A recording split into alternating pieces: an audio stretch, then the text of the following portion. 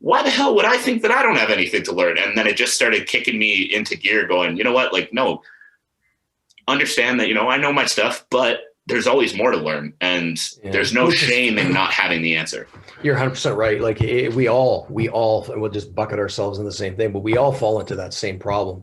We get really, really good at teaching what we know, and we're scared to break outside of that. And it's true. Like, when I moved over and started meeting guys like Mike and Dave Alexander and Thomas Magnuson and Hanu Nyquist, and then on top of that, working with them as they put together network goaltending and meeting 150 other goaltending coaches from around the world, you start meeting different guys that think alike, and you start realizing that, yeah, there's 150 goalie coaches that are there, at this goaltending seminar.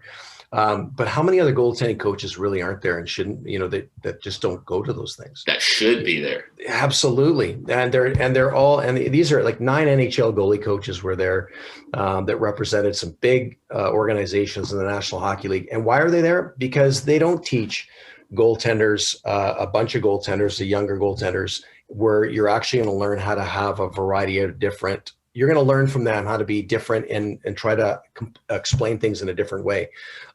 So they attend those things to come up with, well, what is the RVH and how many different ways are there to play it? And these are all just different terms, but how many different ways are there to do a curl? How many different ways are there to make sure that you run your cardiovascular fitness at a level that you're gonna improve your VO2 max? Like, figure those things out and get excited. And I find that the guys that are the most thirsty for knowledge, and that they realize that, hey, it's a discovery. This whole thing in our life of ours is all about discovery, and the more information we can put together with the help of others, the better. And they say the best coaches are the best thieves, because they steal ideas from each other and go from there. I know that I love to learn from other people, no matter who they are, whether they're goalie coaches or people like yourself, who's a physical coach or skills coach in the NHL.